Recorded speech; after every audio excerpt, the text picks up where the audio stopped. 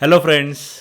Guys, आयुष्य सुंदर आहे, आपल्याला अजून सुंदर बनवायचं आहे आणि त्यासाठी मेडिटेशन करणं गरजेचं आहे. एक 16 वर्षांचा मुलगा जो घर सोडून जातो पण या जगाला आत्म्याचं रहस्य देऊन जातो.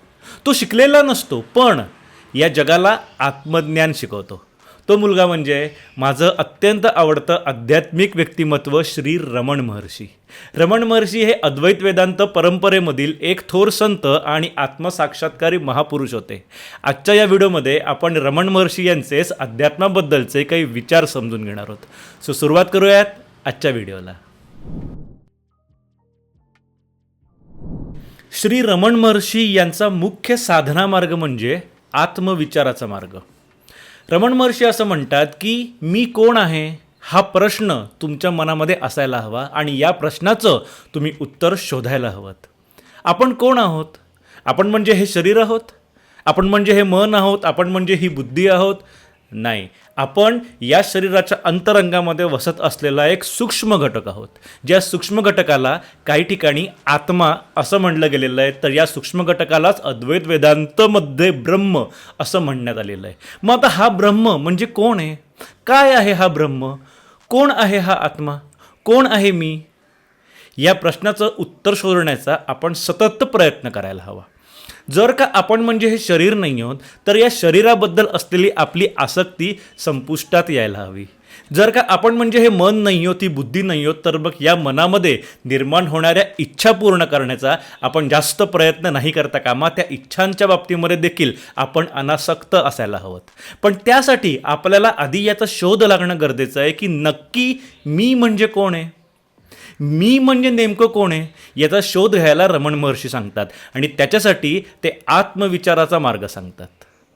ते असं म्हणतात की हा जो मी आहे, हा मी म्हणजे सगळ्यात पहिला विचार आहे. आपल्या मनात येणारे कुठलेही विचार या मी पासूनच उगम पावत असतात. सगळ्यात पहिल्यांदा जेव्हा मी हा विचार येतो तेव्हा त्याच्या कंपॅरिझनमध्ये तू हा विचार येतो, ते हा विचार येतात, तो हा विचार येतो. जेव्हा मी हा विचार येतो तेव्हा त्याच्यानंतर माझ्यासाठी, माझ्यामुळे, माझ्याकरता हा विचार येतो. जेव्हा मी हा विचार येतो तेव्हा माझ्यापासून हा विचार येतो, माझ्यापेक्षा हा विचार येतो. सो आपल्या मनामध्ये येणाऱ्या म्हणजे मानवी मनामध्ये येणाऱ्या कुठल्याही विचाराचं मूळ मी हा विचार आहे.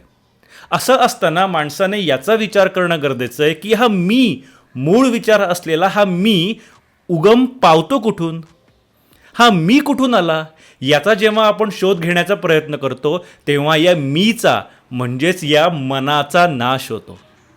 रमण महर्षी असं सांगतात की याच्यासाठी आपण आपल्या मनाचं स्वरूप देखील लक्षात घेणं गरजेचं आहे. मानवी मनाचं स्वरूप नेमकं कसं आहे तर रमण महर्षी असं म्हणतात की मानवी मन हे एखाद्या केळाच्या घडासारखं आहे. केळाच्या घडासारखं म्हणजे कसं तर अनेक केळी एकत्र येतात तेव्हा केळाचा घड हा निर्माण होत असतो. बरोबर, जर का केळी एकत्रच आली नाही तर केळाचा घड निर्माण होईल? नाही. त्याचबरोबर जेव्हा आपण एक एक केळं त्या घडातून बाहेर काढायला सुरुवात करतो तेव्हा एक वेळ अशी येते की सर्व केळी संपतात आणि जेव्हा सर्व केळी संपतात तेव्हा तो घड देखील शिल्लक उरत नाही. मानवी मन देखील अगदी असंच आहे. अनेक विचार जेव्हा एकत्र येतात तेव्हा मानवी मनाची निर्मिती होते, तेव्हा मानवी मन अस्तित्वामध्ये येतं. मानवी मन नावाची अशी कुठलीही वेगळी वस्तू अस्तित्वात नाही. मानवी मन म्हणजे अनेक विचार एकत्र आल्यामुळे जो बंच त्याचा निर्माण होतो त्या बंचलाच मानवी मन असं म्हटलं जातं. या मानवी मनामधून जेव्हा आपण आपले विचार कमी करायला सुरुवात करतो आणि जेव्हा सर्व विचार संपुष्टामध्ये येतात तेव्हा मानवी मन देखील शिल्लक उरत नाही. यालाच मनाचा नाश होणं असं म्हणतात. आणि जेव्हा मानवी मनाचा नाश होतो तेव्हा उरते ते फक्त शुद्ध चैतन्य, प्युअर कॉन्शियसनेस. हेच असते मानवाचे खरे स्वरूप. जेव्हा सर्व विचार संपुष्टामध्ये येतात म्हणजे जेव्हा मी हा विचार देखील संपुष्टामध्ये येतो तेव्हा जे उरतं त्याला शुद्ध चैतन्य किंवा प्युअर कॉन्शियसनेस असं म्हणण्यात आलेलं आहे. आणि हेच मानवाचं खरं स्वरूप आहे. यालाच आपण मी या नावाने संबोधत होतो. पण आता पूर्ण विचारांचा नाश झालेला असल्यामुळे आपण त्याला प्युअर कॉन्शियसनेस म्हणून ओळखायला स्वानुभवाने जाणून घ्यायला सुरुवात करतो. यालाच आत्मसाक्षात्काराची अनुभूती असे म्हणले जाते. तेव्हाच मी कोण आहे या प्रश्नाचे उत्तर मिळते. यालाच आत्मविचाराचा मार्ग असं म्हणतात. यालाच स्वचिंतन असे देखील म्हणण्यात आलेले आहे. रमण महर्षी आत्मसाक्षात्कारासाठी स्वचिंतनाचा मार्ग म्हणजेच आत्मविचाराच्या मार्गाचा अवलंब करायला सांगतात. अद्वैत वेदांतामध्ये सांगितल्यानुसार ब्रह्म सत्यम जगत मिथ्या, म्हणजे हा जो ब्रह्म आहे, हा जो आत्मा आहे तेच केवळ सत्य आहे. हे जे जग आहे ते केवळ मिथ्या आहे. रमण महर्षी देखील याला सपोर्ट करतात. रमण महर्षी असं म्हणतात की हे जे जग आहे हे जग मानवी मनाचाच आविष्कार आहे, मानवी मनाचेच ते मॅनिफेस्टेशन आहे. जोपर्यंत हे बाह्य जग अस्तित्वामध्ये आहे तोपर्यंत आपल्याला आपल्या अंतर्जगतामधील सूक्ष्म घटकाची जाणीव होऊ शकत नाही, म्हणजेच आपल्याला स्वतःचे सत्य स्वरूप समजू शकत नाही. जर मानवाला स्वतःचे सत्य स्वरूप समजून घ्यायचे असेल तर त्यासाठी या बाह्य मिथ्या जगाचा नाश व्हायला हवा.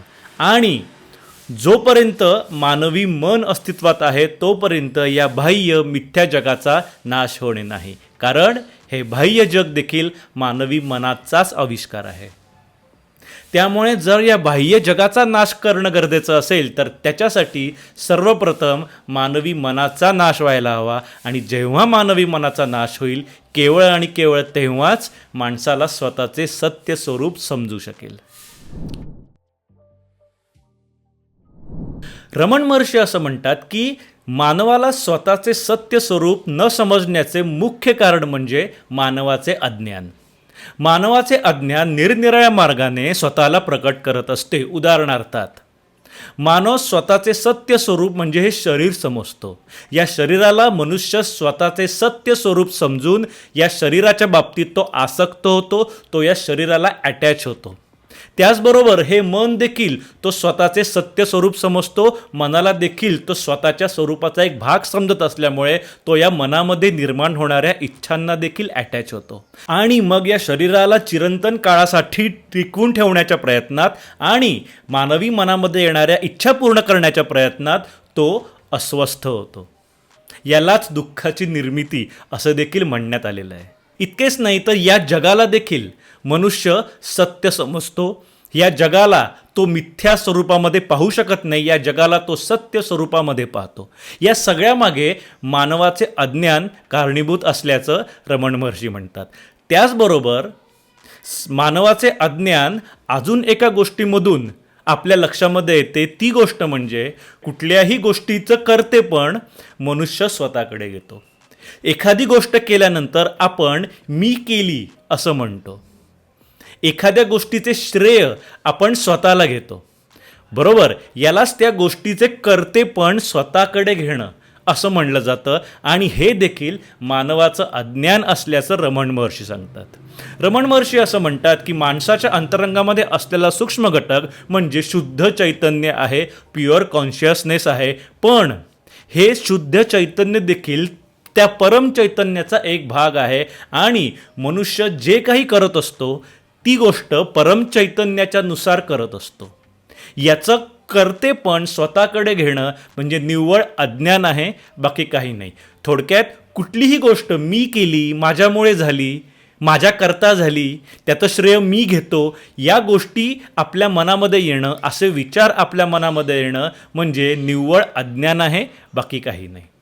कारण त्याचं कर्तेपण आपण स्वतःकडे न घेता ते त्या परम चैतन्याच्याकडे द्यायला हवं. त्याचं सर्व श्रेय त्या परम चैतन्याला देणं गरजेचं आहे असं रमण महर्षी सांगतात.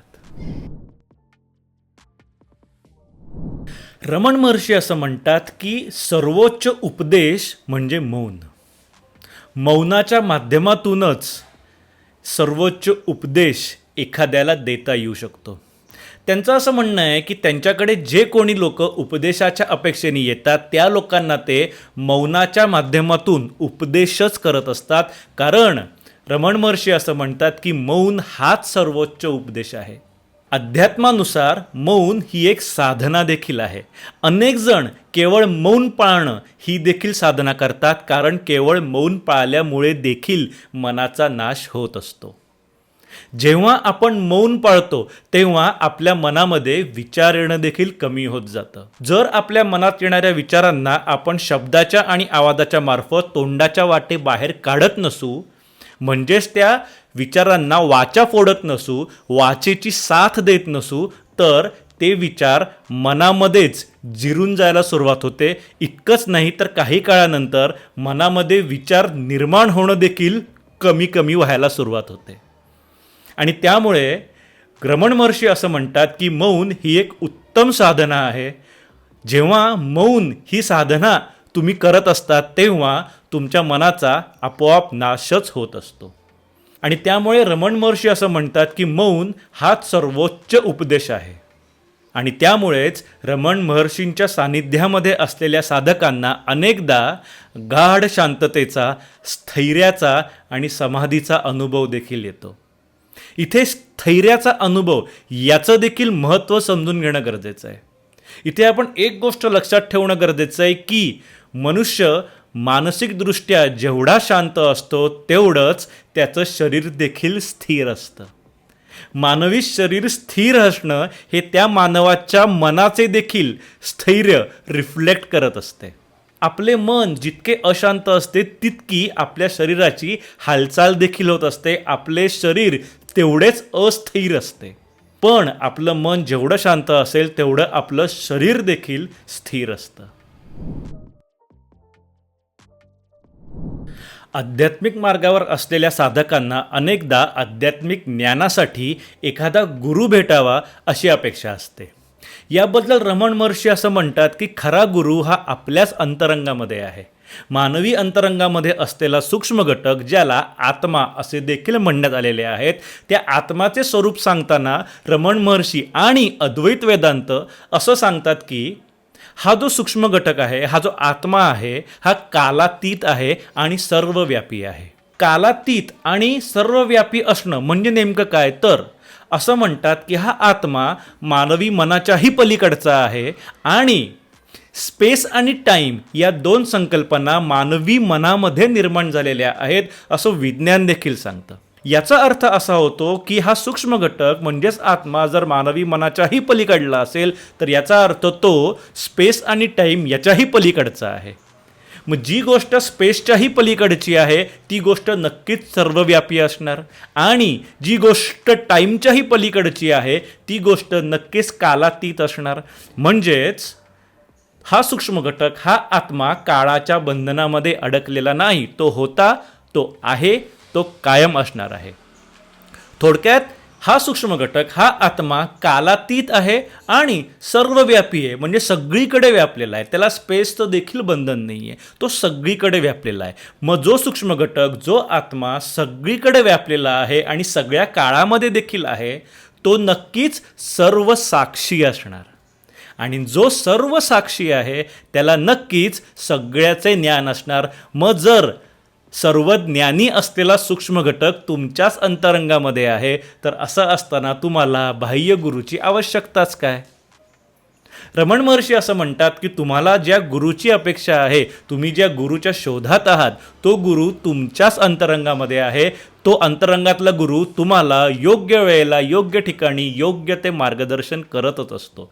जर तुम्हाला एखादा बाह्य गुरु हवाच असेल तर केवळ तुमचं लक्ष अंतरंगामध्ये वळवण्यापुरताच बाह्य गुरु आवश्यक आहे. अन्यथा तुमचा अंतरंगातलाच गुरु तुम्हाला आत्मसाक्षात्कारापर्यंत किंवा तुमचे आध्यात्मिक उद्देश साध्य करेपर्यंत घेऊन जातच असतो. रमण महर्षी यांच्याकडे आलेले साधक जेव्हा त्यांना विचारतात की मोक्ष कसा मिळवायचा, तेव्हा रमण महर्षी त्यांना म्हणतात की मोक्ष मिळवायचा नसतो, तू तर आधीपासूनच मुक्त आहेस. रमण महर्षी असं म्हणतात की मनुष्य हा आधीपासून मुक्तच आहे, केवळ त्याच्या अज्ञानामुळे तो स्वतःला बंधनामध्ये समजतोय. रमण महर्षी असं म्हणतात की जसं एखाद्या दगडामधून मूर्ती निर्माण करायची असेल तर केवळ वरचा खडक काढणं गरजेचं असतं, मूर्ती तर त्यामध्ये आधीपासूनच असते. बरोबर, म्हणजे मूर्ती त्या दगडामध्ये आहे. आता फक्त नको असलेला वरचा दगड काढून टाकला की ती मूर्ती प्रकट होत असते. इथे रमण महर्षी आपल्याला हेच सांगतात की मनुष्य देखील आधीपासूनच मुक्त आहे, केवळ अज्ञानामुळे तो स्वतःला बंधनात समजतोय. जेव्हा आपण हे अज्ञान दूर करू तेव्हा आपल्याला आपला मोक्ष आपोआपच लक्षामध्ये येईल, आपोआप आपल्याला आपली मुक्ती लक्षामध्ये येईल.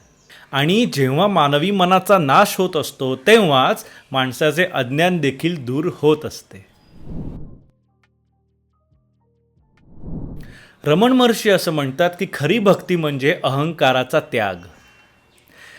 खरी भक्ती म्हणजे अहंकाराचा त्याग असं म्हणण्यामागचं खरं कारण हे आहे की जोपर्यंत तुमच्या मनातला अहंकार संपत नाही तोपर्यंत तुम्ही एका वेगळ्या एंटिटीची भक्ती देखील करू शकत नाही.